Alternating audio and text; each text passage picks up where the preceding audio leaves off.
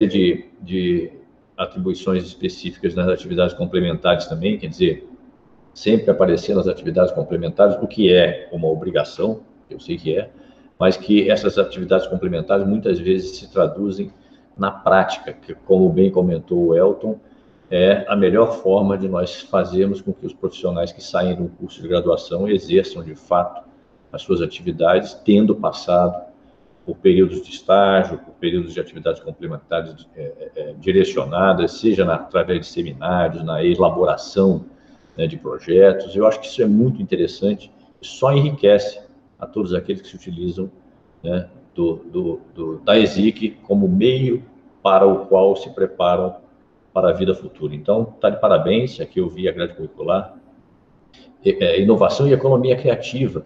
Eu, particularmente, não conheço grandemente os currículos de administração e etc., mas a economia criativa é um segmento fantástico e que muita gente não se dedica a ele. A ESIC passou a ter um olhar diferenciado sobre essa atividade, que é uma atividade de entretenimento e que tem, né, uma abrangência muito grande de mercado e que muita gente, às vezes, começa e não recorre a um profissional que tem qualificação específica para atuar nessa área. Então, de parabéns e obrigado mais uma vez pelo convite.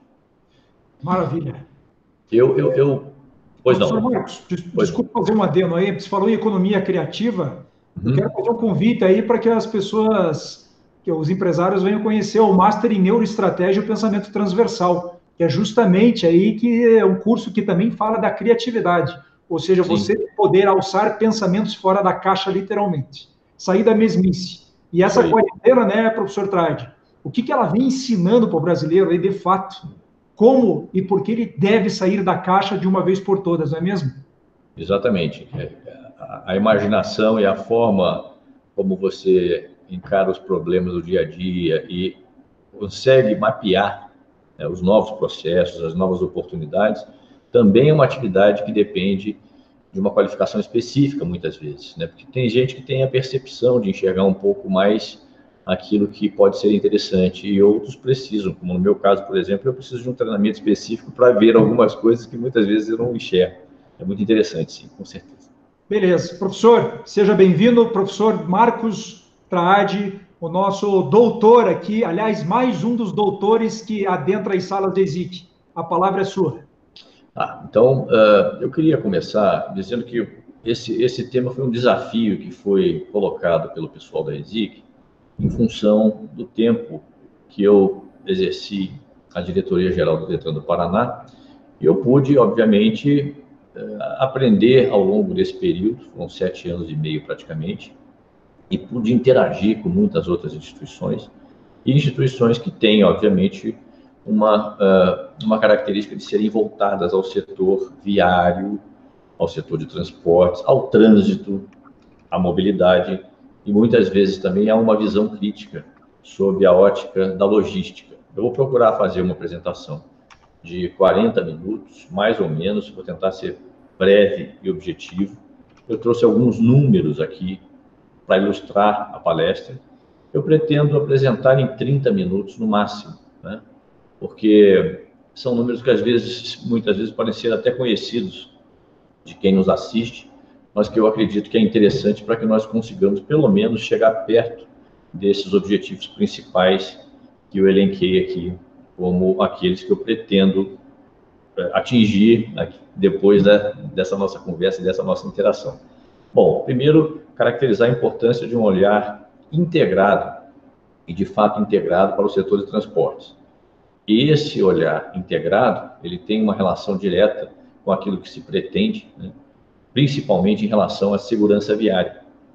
E, fundamentalmente, considerando segurança viária como um item que traz custos enormes para o país e, principalmente, custos de vidas, que esses são irreparáveis, uma redução de custos por uma possibilidade maior de integrar ou de integração no segmento.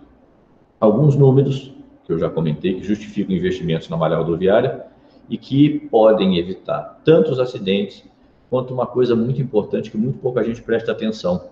Nós só costumamos observar o desperdício quando nós estamos transitando numa rodovia e nós vamos, por exemplo, ultrapassar um caminhão que transporta grãos, e principalmente soja, e nós recebemos o impacto dos grãos que vão sendo derrubados ao longo da rodovia durante o percurso da propriedade, não é? Ou do centro de produção até um porto, até um embarque, até um local de transbordo ferroviário, alguma coisa dessa natureza.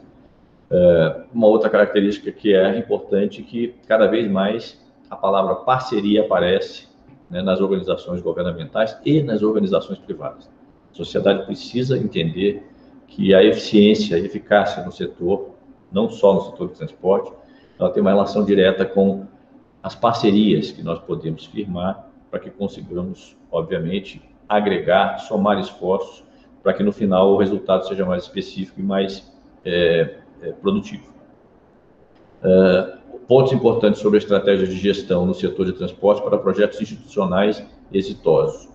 E aí eu chamo de projetos institucionais tanto aqueles que são desencadeados pelo setor público, que muitas vezes são perdidos, e eu vou comentar por quê, e em consonância com aquilo que é importante para a iniciativa privada.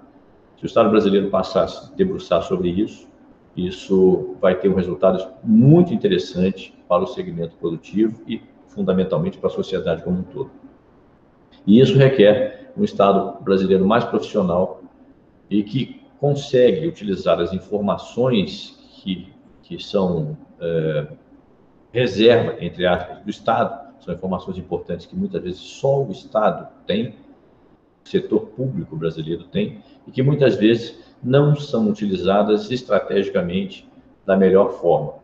E isso faz com que esse bom uso, faz com que haja a possibilidade de apresentação de projetos técnicos, né, principalmente duradouros e menos equivocados, porque também tem sido uma regra. Muitos projetos de governo, eles têm equívocos que muitas vezes não são percebidos e que isso também faz parte de uma análise prévia bem elaborada.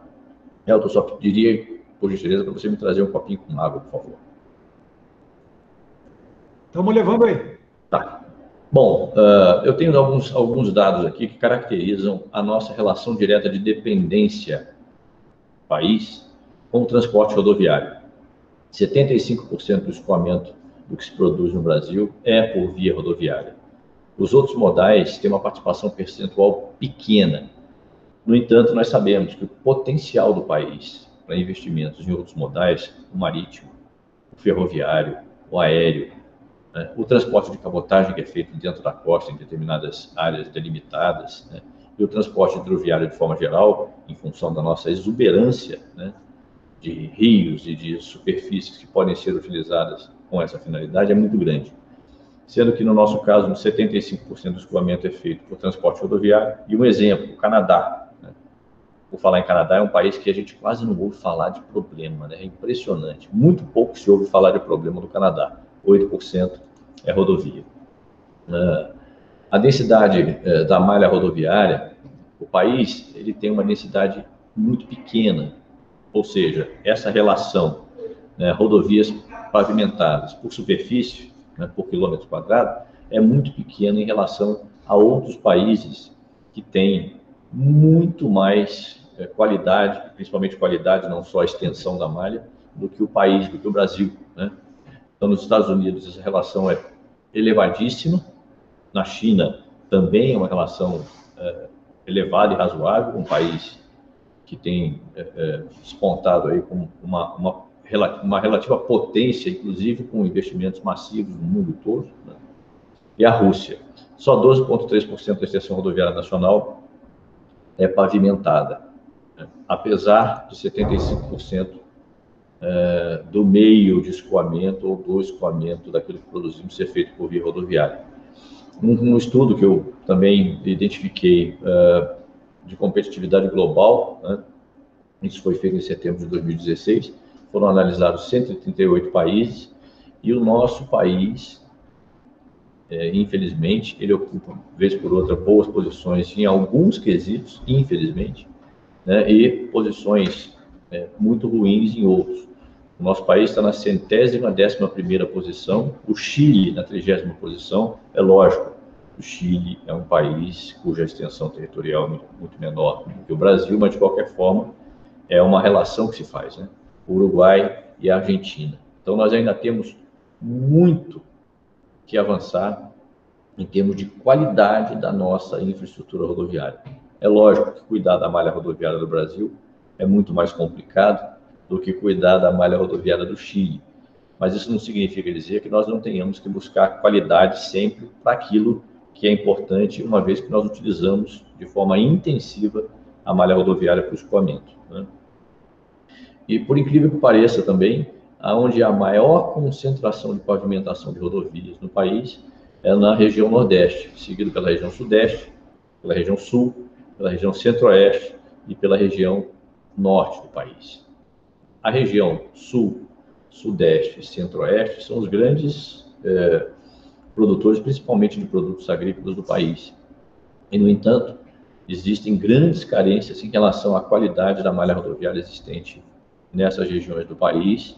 E é lógico, existem grandes investimentos ou expectativas de grandes investimentos para que isso melhore ou que isso avance. O que nós precisamos fazer esses investimentos precisam acontecer. E o setor transportador, a sociedade, de forma geral, paga um custo altíssimo por isso.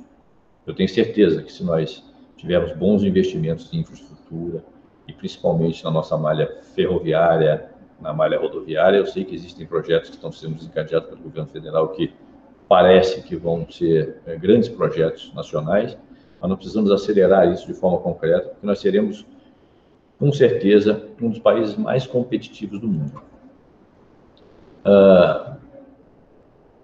Outra característica interessante, se nós considerarmos um intervalo de tempo longo, né, nesse período desse estudo do anuário da CNT, foi publicado em 2017, nesse período do mês 7 de 2006 até o mês 6 de 2016, nesse período de 10 anos, a nossa frota cresceu 110,4%. E as nossas rodovias federais cresceram só 11,7%. Isso faz com que haja um grande congestionamento e, com isso, o aumento do risco para quem transita nessas rodovias. Tanto para os profissionais, que são os caminhoneiros, os transportadores, que trabalham diuturnamente para que as nossas cidades e os nossos produtos sejam escoados, muitas vezes cheguem até os pontos de exportação dos portos, e que concorrem todo dia com o risco, com a iminência de acidentes graves, e é o que nós vemos no país, uma verdadeira tragédia e muitas vidas sendo levadas todos os anos no país, e isso tem um custo imenso, que não dá para mensurar de forma efetiva, existem estimativas, mas eu insisto, o maior risco é o risco da perda das vidas. As maiores perdas são as vidas que todos os anos nós temos nas estradas, deixadas nas estradas ao longo do país. A frota de caminhões cresceu 80%, o aumento também do transporte de toneladas úteis no Brasil foi de 389 para 503,8 milhões. Esses números eu fui buscando, pesquisando a publicação dos anuários da CNT nas fontes que mais, obviamente, apresentam resultados, com certeza são resultados com um grau de fidelidade muito grande. E a frota de caminhões cresceu 84,3% de 2001 a 2016. E isso faz com que haja, obviamente, um problema real em relação ao escoamento com qualidade, com menor índice de perdas, inclusive, da nossa safra. Aqui tem um número que mostra a vinculação de grande parte desses veículos, né? Os caminhões de empresas, os caminhoneiros autônomos, né? E as cooperativas que também têm veículos que transportam carga. Aí vem, bom, as rodovias de fato são ou não são importantes? É lógico que elas são importantes. O problema é a falta da qualidade e a falta da possibilidade de investimentos mais massivos para que essa malha seja cada vez mais capilarizada e que faça com que os nossos produtos tenham competitividade cada vez maior, principalmente no mercado internacional, quando se trata de agricultura. Mas existem limites, né? Obviamente, para que esses fatores que representam custos sejam minimizados, né? E aí eu trouxe aqui uma eterna frase que sempre é utilizada quando o país entra numa crise do setor de transporte, principalmente por causa das greves que paralisam o país. E é muito comum você ver, muitas vezes, nos para-choques de caminhão, né, a frase: sem caminhão, o Brasil para. Se nós já sabemos disso, ao longo de pelo menos esses últimos 40, 50 anos, em que o país teve um avanço significativo, inclusive um avanço extremamente significativo da produção agrícola, graças ao uso da tecnologia, e rodovia também é tecnologia, que é onde nós também pretendemos chegar aqui para tentar tratar desse assunto da tecnologia aliada ao segmento transportador, que vem crescendo, mas a passos muito lentos em função do que já existe de tecnologia no mercado. Sem caminhão o Brasil para. Se nós sabemos disso, por que nós não passamos a investir de forma massiva, né, no setor transportador, logicamente nas rodovias, até, eu insisto, para que haja mais segurança para o trabalhador, para o caminhoneiro que transporta as nossas mercadorias ao longo das nossas rodovias. E aí vem: sem caminhão o Brasil para, as greves são contundentes, o risco de desabastecimento é um risco muito grande, e a relação de dependência, então, está estabelecida. Quando você tem esse risco, ou você abre mão de alguma coisa, porque é um processo de negociação, feliz ou infelizmente, eu acho que é felizmente, porque pelo menos tem negociação e tem diálogo, né? Mas você tem que abrir mão de alguma coisa. Aí vem tabelamento de frete. É uma situação que eu acredito que não faz bem para ninguém, né? Se uma economia é livre, tem que haver, de alguma forma, né, que não seja através do tabelamento, um meio para que haja efetivamente resultado sem onerar de forma tão significativa ou deixar sob condição de risco o abastecimento da população. Os espertos do segmento têm que tratar isso de uma forma diferenciada, essa é a minha opinião. Intervenção nos preços de combustíveis. Uma economia livre, isso também não se admite, perfeito? Já houve com muita intensidade a intervenção de preços de combustíveis e deu no que deu. Nós tivemos problemas seríssimos na esfera econômica como um todo, por conta, né, dessas intervenções de preços dos combustíveis. E aí vem a questão do processo político, né? E o populismo vem para atender as demandas, e normalmente são demandas de muito curto prazo. Com o tempo, tudo aquilo que foi efetivamente colocado em prática, tudo aquilo que se abriu mão, né, logicamente, em curto prazo, começa a também gerar uma nova situação de pressão, porque o mercado internacional é que regula o preço do combustível. Então, é um ciclo que não é um ciclo dos mais produtivos e que tem que ser administrado de alguma forma mais competente para que nós tenhamos um pouco mais de tranquilidade para não ficar apagando incêndio, né? E aí o espaço fica aberto para mais pressões de segmentos diversos, né? Existe uma evidente falta de estratégia de longo prazo. Uma das respostas para que nós não tenhamos investido tanto quanto necessitamos nas rodovias e em outros modais no setor de transporte é o fato de que nós não projetamos as coisas, ou quando projetamos as coisas para longo prazo, com as mudanças políticas que ocorrem no país, que não deveriam ser dessa forma, as coisas vão por água abaixo. A questão da manutenção permanente das nossas rodovias, e não só das nossas rodovias, da infraestrutura pública no país. Você vê prédios abandonados, às vezes, mal conservados. Não existe um programa de manutenção permanente, que eu acho que é a pior coisa do mundo. O mais fácil é construir ou edificar alguma coisa, ou construir uma rodovia. O pior problema é fazer com que elas sejam mantidas com qualidade ao longo do tempo. E o governo não tem capacidade para isso. A concessão, as parcerias são o único caminho para que isso aconteça, porque se deixa de investir em áreas socialmente importantes, em áreas que são finalidade ou atividade fim de governo, para se investir em manutenção permanente de rodovia, quando isso poderia, logicamente, ser parcerizado, né? E nós temos, isso eu também insisto, um excelente quadro técnico, tanto de profissionais que se dedicam às suas atividades na iniciativa privada, quanto também de profissionais que se dedicam às suas atividades no setor público. Nós temos muita gente muito competente que muitas vezes não é ouvida, não se dá valor a esse material humano que nós temos, técnico, que independe de quem governa, por falta, muitas vezes, de visão crítica, de visão apropriada de mais longo prazo de quem governa. Bom, aí nós chegamos nos números trágicos dos acidentes de trânsito nas nossas rodovias e também nas nossas cidades.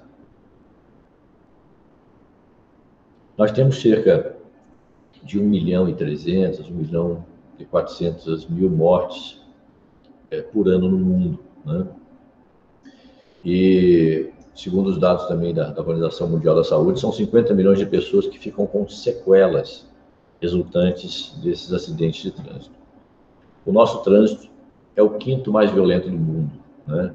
No primeiro semestre de 2018, isso é um dado da Escola Nacional de Seguros, porque as seguradoras têm uma escola específica para tratar dessa questão, de formação específica, foram 19.300 mortes. São cerca de 217 pessoas por dia que deixaram seus empregos nesse período, no primeiro semestre de 2018. E grande parte dessas vítimas, 92%, são pessoas que estão numa fase economicamente ativa, que vai dos 18 aos 65 anos. Então, nós estamos também tendo que ponderar, ou tendo que calcular, apropriar esses números de pessoas que deixam de exercer atividade economicamente ativa por conta de acidentes de trânsito. 75% são do sexo masculino, assim como os acidentes violentos por crime, etc., também afetam mais aos homens do que as mulheres. Os acidentes graves, segundo essa estimativa da Escola Nacional de Seguros, né, geraram um prejuízo de 96,5 bilhões só no primeiro semestre de 2018. Tem números diferentes, mas, de qualquer forma, é importante que se entenda que o prejuízo causado pelos acidentes de trânsito em termos econômicos, né, é muito grande. Mas eu insisto, as vidas são sempre mais importantes.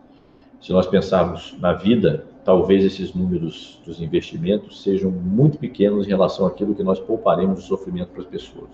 O Brasil perde mais que 3% do PIB com acidentes graves. Quer dizer, nós estamos deixando de investir uma parcela significativamente elevada daquilo que nós produzimos, de tudo aquilo que o país produz, por conta, né, de acidentes graves de trânsito que poderiam ser evitados, uma vez que 90% dos acidentes de trânsito ocorrem por falha humana, principalmente.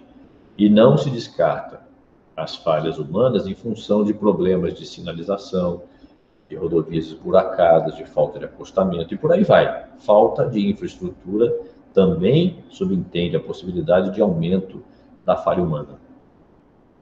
Mais de 60% dos leitos do SUS são ocupados com vítimas de acidentes de trânsito. Imaginem agora, numa situação de pandemia, se nós tivéssemos mantido as atividades normais de trânsito, como seriam ocupados os espaços das nossas unidades de terapia intensiva? É uma pergunta que não dá nem para imaginar o que poderia acontecer. Apesar de que os acidentes de trânsito, é lógico, por conta do fluxo que diminuiu também o número de acidentes de trânsito, um percentual relativamente elevado, mas se as atividades tivessem sido mantidas de forma normal, nós já teríamos tido um colapso violento por conta dos acidentes de trânsito. Então, eles também são importantes para que haja mais condição de dar atendimento às pessoas que têm uma necessidade mais urgente ou momentânea. E nós fizemos um acordo com a ONU para reduzir o número de acidentes com vítimas em 50%. Então, nós fizemos um pacto internacional, muitos países assinaram, obviamente, esse compromisso. Nós reduzimos os acidentes de trânsito, não tem dúvida, mas nós ainda estamos muito aquém daquilo que seria necessário para que nós pudéssemos nos considerar cidadãos mais civilizados no trânsito. Nas cidades, por exemplo, é um número interessante, houve uma redução de 14,8% de mortes em 2 anos, Em muitas cidades isso foi feito com contundência, com muitas atividades, com verificação do uso de álcool e direção, blitz de advertência, de orientação. Isso nós fizemos, inclusive, aqui no Paraná, com muita intensidade. Os indicadores foram muito bons, né? E, lógico, tudo isso associado a um processo de fiscalização também mais intensivo, porque um dos pilares do processo de redução dos acidentes de trânsito também é a fiscalização, além da educação e da sinalização viária também. Esse número aqui, em 2016, foram 37.345 mortes de trânsito, no trânsito no país como um todo. E, segundo consta, 600 mil cidadãos por ano ficam com sequelas permanentes por conta dos acidentes de trânsito. Se nós considerarmos que o país é um país que, em números absolutos, considerando o que se produz e a população mundial sustenta praticamente 25% da população mundial, nós somos um país agrícola e a agricultura depende de forma direta de sistemas eficazes de escoamento. E considerando que nosso principal meio de escoamento da safra é a rodovia, e o nosso peso, qual é o peso do agro no Brasil? Nós temos 30% do PIB proveniente do agro, 35% dos empregos formais provém do agro, e 40% das exportações também são devidas ao agronegócio. Então, nós temos uma mina, de diamantes na mão, com a possibilidade de crescermos de forma significativa e ordenada, porque a agricultura brasileira é uma das que mais utiliza tecnologia no mundo. Posso dizer isso porque eu sou proveniente de uma instituição de pesquisa em agricultura, que é o Instituto Agronômico do Paraná.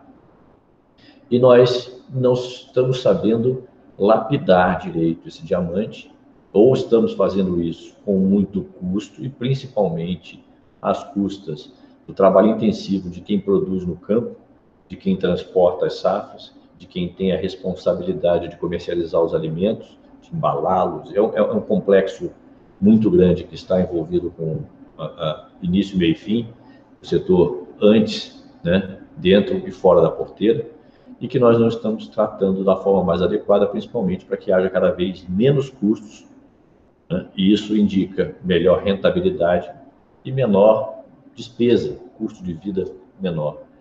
E o escoamento rodoviário, por exemplo, do soja, 67% do que é produzido é escoado por rodovias, e a grande maioria em condições muito precárias.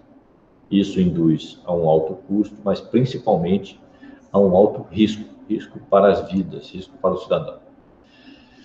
Existem indicadores aí, de que 1/3 dos alimentos são produzidos globalmente, eles são perdidos, cerca de 1,3 bilhão de toneladas anuais. 28% dos alimentos que chegam ao final da cadeia em países latino-americanos são desperdiçados.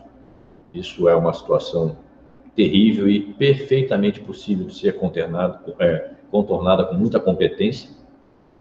54% do desperdício de alimentos no mundo está principalmente na fase inicial, na manipulação, no pós-colheita e na armazenagem. E isso também depende de tecnologia no campo, Isso é uma coisa que se resolve com a intensificação das avaliações técnicas e científicas sobre meios e métodos de colheita, armazenamento, etc., e qualificação contínua dos nossos produtores rurais e aqueles trabalhadores que estão voltados ou que atuam no meio rural. 46% do desperdício vai no processamento, na distribuição e no consumo. Aqui, são mais 750 bilhões de dólares por ano. Então, o custo do Brasil ele vai sendo cada vez maior à medida em que há menor investimento na infraestrutura, e aí nós estamos tratando da infraestrutura dos transportes, rodovias, ferrovias, nos diferentes modais, e também quando sabemos que o país é um país agrícola, e tem uma dependência direta do seu sucesso econômico com o setor agrícola, nas perdas que ocorrem no setor agrícola e durante, eu insisto, o percurso, durante o transporte nas nossas rodovias e etc. No Brasil, 10% se perde na colheita, transporte e armazenamento 30%, comércio e varejo 50%, e nos domicílios, nos nossos domicílios, 10% praticamente vai para o lixo. São números estimativos, mas eu acredito que eles estão muito próximos da realidade. Reduzindo as perdas, nós teríamos um ganho, ou minimizando as perdas gradativamente com projetos de mais longo prazo, e a Embrapa tem trabalhos interessantíssimos para reduzir as perdas de alimento, nós teríamos um efetivo desempenho muito maior e muito melhor. O setor rodoviário é muito menos eficiente, é claro, né, do que o setor ferroviário, né, inclusive naquilo que diz respeito ao gasto de combustível, né. O setor ferroviário representa 28%, né, de todo o setor, tem 150 vezes mais capacidade por composição, o que é interessante também, porque a rodovia é o melhor meio numa integração, principalmente em regiões onde você não tem a hidrovia bem estabelecida, né, com o setor rodoviário. E o ponto a ponto, lógico, se você transporta de um ponto ao outro, obviamente é o melhor sistema que se conhece para escoamento da produção. E a intermodalidade é imprescindível. É lógico que qualquer projeto concebido, e isso tem sido feito também, né, qualquer projeto concebido para o setor de transportes, ele tem que subentender que há necessidade, melhor dizendo, de uma integração entre rodovias, hidrovias, ferrovias e por aí vai. Perfeito? O que é óbvio, mas muitas vezes esse planejamento de mais longo prazo, né, não é visto dessa forma, com tanta contundência, e isso faz com que nós tenhamos um atraso significativo em todos aqueles investimentos que são feitos ao longo do tempo. Eu espero que nós possamos ir corrigindo isso a partir do momento em que existem pessoas muito eficientes, eu insisto, muitos técnicos eficientes, que já têm um mapeamento completo de tudo que pode ser feito no país, e nós dependemos muitas vezes de investimento. Mas é lógico que um chamamento importante para a iniciativa privada investir faz com que nós tenhamos uma dinâmica melhor. A nossa economia precisa ir abrindo gradativamente. Bom, e algumas prioridades para o país, né? Se nós tivéssemos as nossas rodovias em ótima conservação, segundo também a Confederação Nacional do Transporte, nós teríamos uma redução inicial, né, do custo operacional da frota imediato, que é fantástico. Então, tudo que se faz com eficiência e de mais longo prazo, o resultado é altamente significativo. Bom, aí vem a questão do porquê, né, dos porquês dos problemas que muitas vezes nós enfrentamos. Primeiro, é preciso que haja um foco em projetos de Estado e não apenas em projetos de governos. É muito comum, e a gente acompanha isso, né, nós acompanhamos isso com muita frequência, né, e na saída de um governo, na entrada de outro, tudo seja deixado de lado. E muitas vezes existem grandes projetos e bons projetos que deveriam progredir. Isso não é para o bem de um governo, para o bem do Estado brasileiro, para o bem da sociedade brasileira. Eu sempre uso uma frase também: mudam os governantes, mudam os administradores públicos, mas ficam as instituições. E isso deve preponderar sobre qualquer outro aspecto, exceto se haja, ou se houver, melhor dizendo, qualquer tipo de problema que não seja efetivamente contornável, né? Senão, os projetos devem ter continuidade. Os bons projetos devem prosseguir e sempre seguir em frente, né? E isso é um efeito destrutivo e irreparável para a sociedade. Nós sabemos, ou muitas vezes sabemos e não percebemos, que é um custo imenso, né? E isso vai corroendo, obviamente, as reservas do país com ações que são, muitas vezes, não apropriadas, melhor dizendo. Bom, aí concessões a longo prazo para diferentes modais é o que tem sido tentado. É preciso que esses processos de concessão sejam muito transparentes e que as pessoas consigam entender que isso é importante para o crescimento de forma geral, né? E a visão integrada. E aí sim, não tem como as instituições do país conceberem grandes projetos sem que haja uma visão do setor da mobilidade, da logística e do trânsito. Eu tenho insistido nisso nos últimos 6 ou 7 anos, porque, de fato, eu verifiquei isso. Os projetos que são, muitas vezes, dependentes de informações que estão nas instituições de trânsito, eles são elaborados, mas não há uma integração efetiva para que eles tenham um resultado final melhor. Os projetos que dependem, de alguma forma, de alteração da logística, principalmente nos grandes centros urbanos, eles esbarram em problemas que muitas vezes não são pensados com certa antecedência. Então, se nós pensarmos de forma integrada, ainda que com instituições independentes, o processo de integração é uma vontade, querer fazer e fazer, eu acredito que nós vamos ter já um resultado fantástico, por uma análise integral e uma análise integrada.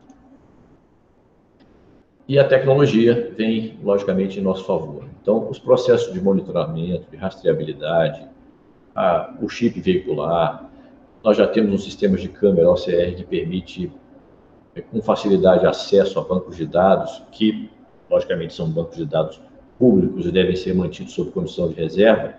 Aí vocês vão dizer, poxa, quantas informações não vazam nesse país, né? É uma vergonha. São informações públicas que estão sob a tutela do Estado e que deveriam ser as pessoas que permitem que isso aconteça, as pessoas penalizadas de forma severa, porque são dados que são próprios do Estado. Ou o Estado cumpre as suas funções, ou deixa de lado o que é fundamental. E a ética tem que prevalecer num processo como esse. Existem balanças dinâmicas, que o veículo passa com determinada velocidade e já se consegue aferir o peso daquele veículo, já se faz uma relação com a capacidade, de acordo com as especificações técnicas do veículo. Existem tecnologias fantásticas. Trade, mas isso custa caro.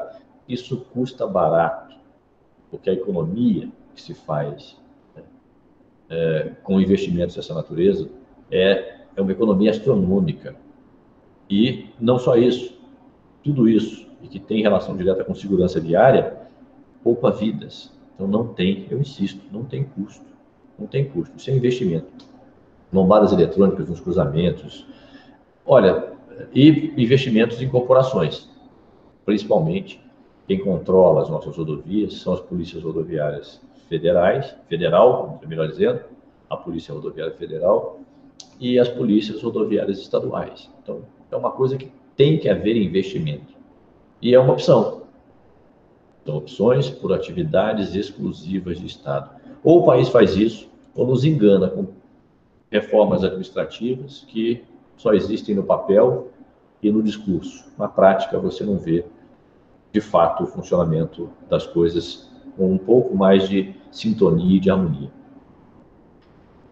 Já existem conceitos que mostram que as ruas, que são chamados de conceitos de ruas completas, com uma caracterização interessante, buscando tanto a segurança quanto a acessibilidade, colocar as pessoas em primeiro lugar.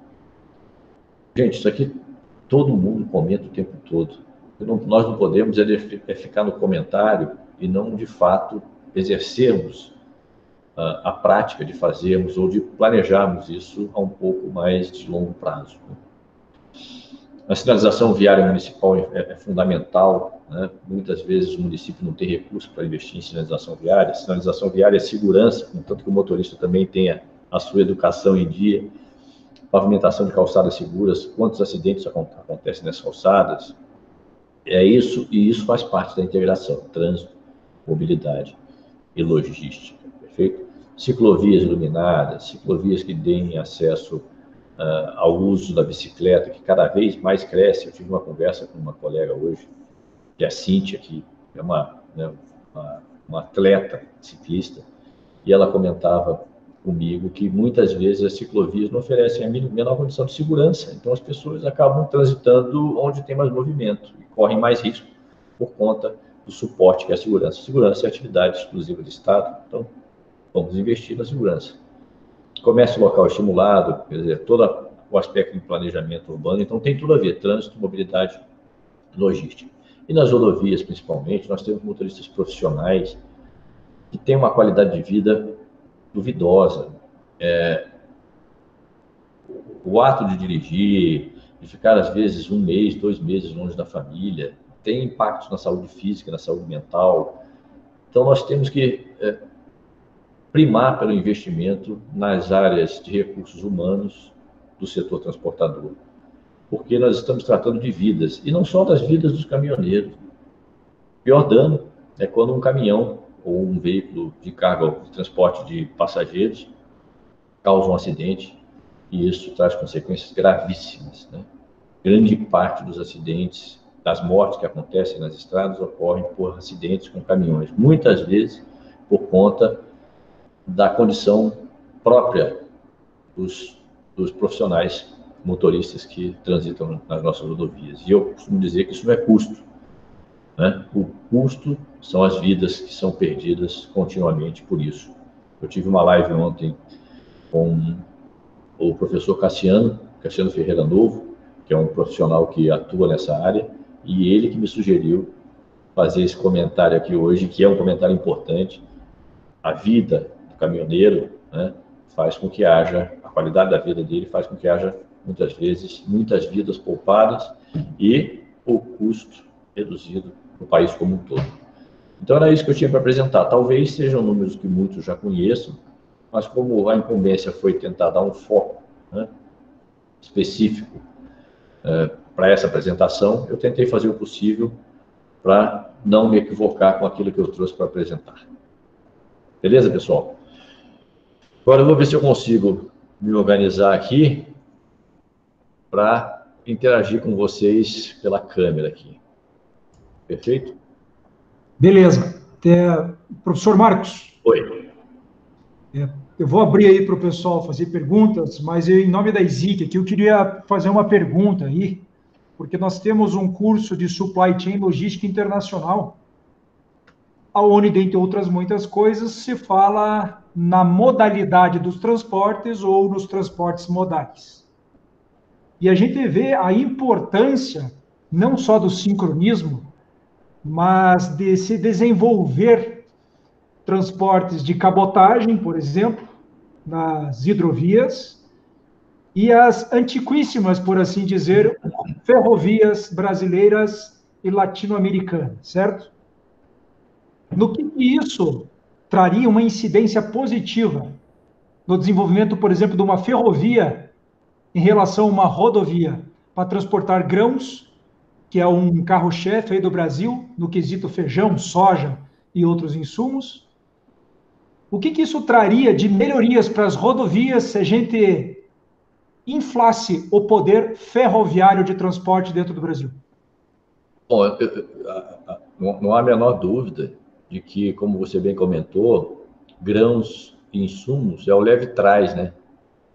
A chegada no porto, se é um produto efetivamente de exportação, e se não é, obviamente, ao longo do percurso, tem uma importância fundamental, o custo menor, o risco infinitamente menor. O país não tem capacidade de investir, mas nós temos, obviamente, como captar investimentos, e eu tenho certeza que pelo potencial que nós temos, e principalmente pelo potencial agrícola, nós temos condição de atrair grandes investimentos. Eu tenho visto muito o ministro da Infraestrutura, ministro Tarcísio, não é isso?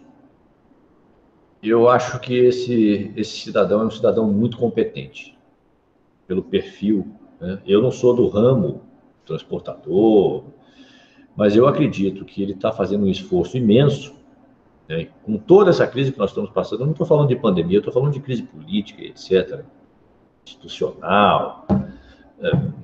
Bom, enfim, eu não quero ficar comentando esse tipo de coisa numa palestra que tem uma finalidade técnica.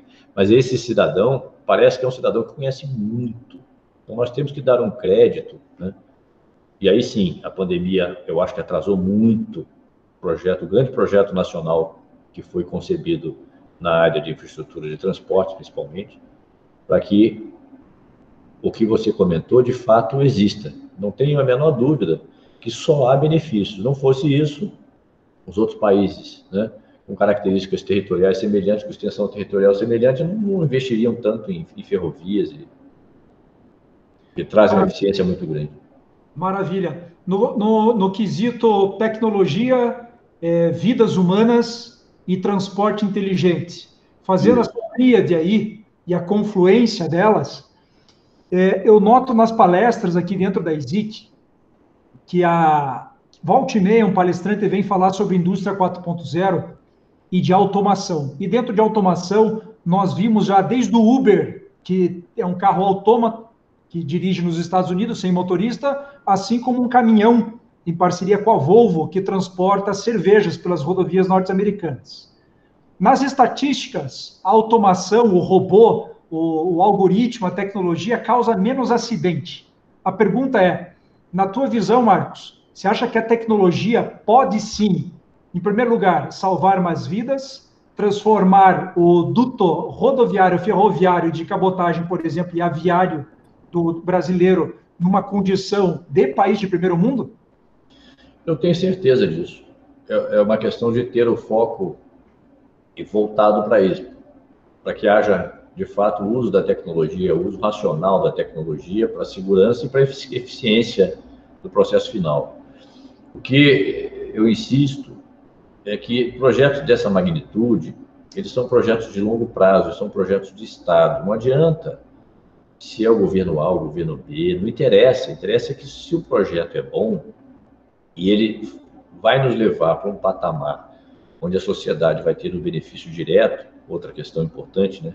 Quem tem que ter o benefício direto desses investimentos é a sociedade como um todo. Ninguém vai deixar de ganhar dinheiro, é óbvio, né? Todo mundo investe para poder ter retorno financeiro, mas a sociedade precisa ter o privilégio de poder contar com mais segurança, com menos impactos no dia a dia sobre a economia, e isso faz com que haja um ciclo cada vez mais virtuoso, né? Para um país que tem potencial. Eu estou com meus 62, ouvindo a esse período todo, lógico, desde quando eu comecei a entender um pouquinho. Vamos lá, 50 anos que eu ouço que o Brasil é o país do futuro. Nós crescemos muito, nós melhoramos muito, mas poderíamos ter melhorado muito mais se nós tivéssemos tido a conduta de pensar de forma integrada na sociedade. Maravilha. Pessoal, lembrando que essa Masterclass foi gravada, aliás, está sendo gravada, e ela vai estar disponível no prazo aí, no máximo de 6 dias úteis, nos canais do YouTube, e também com o professor Marcos aí, que já vai passar o contato dele. Eu queria saber aí se tem algum participante que gostaria de fazer um comentário, fazer uma colocação, ou simplesmente dar uma boa noite, ligar o microfone. Fiquem à vontade, eu vou dar um tempinho para vocês aí.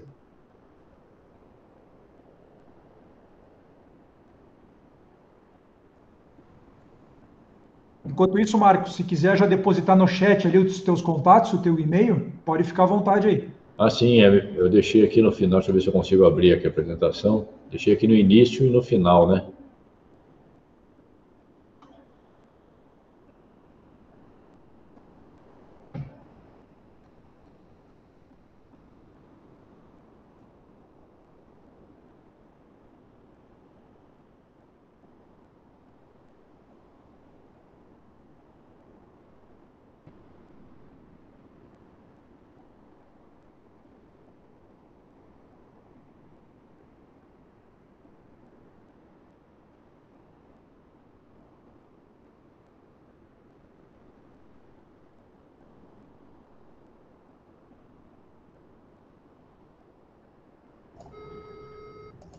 Então é isso aí, Marcos. Se quiser fazer aí um comentário final, se quiser falar da situação no pós-quarentena aí, qual que é o teu ponto de vista, ou se quiser encerrar, fica a teu critério aí.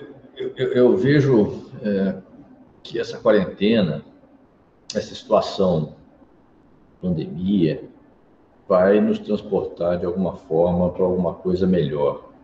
Porque é preciso que nós tenhamos a expectativa de que o universo tem nos tratado dessa forma por conta da forma como nós tratamos o universo. Então nós temos que, com isso, né? Apesar de todas as perdas que nós temos tido, e aí quando começa o cerco a apertar, nós começamos a perder amigos, parentes mais próximos, e isso é uma coisa lamentável, mas eu acredito que nós vamos partir para um cenário de um mundo muito melhor e, com toda certeza, não é pessimismo, nós vamos continuar incorrendo em muitos dos mesmos equívocos que sempre incorremos, porque parece que o ser humano ele tem que sofrer um pouco mais para conseguir aprender com os equívocos que comete, né? Com certeza. A gente acaba esquecendo, né? É impressionante como é que nós esquecemos das coisas assim com uma facilidade terrível. Mas eu peço a Deus que continue fazendo com que nós passemos por esses eventos e tantos outros que nós já passamos, temos passado ao longo do nosso processo de evolução ou não, né? Com mais sabedoria, né? Eu imagino que isso vai acontecer sim. Perfeito. Falando então nessa mudança para melhor no pós-quarentena, dessa situação toda, a gente tem que lembrar que o melhor acontece agora. A gente não espera o melhor, a gente pode fazer o melhor, né? E nesse sentido, justamente em parceria com o Trade, não é mesmo? A ISIC Internacional está oferecendo para toda a sociedade em geral aí o melhor, ou seja, o melhor curso, o melhor MBA, a melhor faculdade, para que você venha desfrutar e se preparar aí para 2021 de uma forma muito mais inteligente. Professor Marcos, em nome da ISIC Internacional, uma boa noite. Muito obrigado por esse novo, digamos assim, esse novo vinho de rótulo internacional que você nos ofereceu aqui hoje. E lembrando que no Facebook, no Instagram e no site da ISIC você tem o cronograma das palestras. Eu coloquei o teu e-mail no chat. Ah, beleza, tá bom, ótimo. Tá? E todo mundo que quiser bater um papinho com o professor, eu já considero todo mundo de casa. Eu acho que o Marcos da mesma maneira. Eu me sinto muito bem aqui. Tchau, tchau. Muito obrigado, Marcos. Tá, eu que agradeço pela gentileza e com certeza, né? Com toda certeza, a única coisa que ninguém consegue suprimir das nossas vidas é o conhecimento. Busquem conhecimento sempre. E eu espero que tenha atendido pelo menos a parte da expectativa de vocês quando eu recebi essa incumbência desse tema. Eu acho que nós temos muito a progredir e existem profissionais extremamente competentes nessa área, podem até, logicamente, ilustrar melhor o que vai acontecer ao longo do tempo do que eu, né? É um prazer estar aqui, sempre que precisarem eu estou disposto a colaborar. Um abraço a todos e obrigado. Um abraço, boa noite. Boa noite.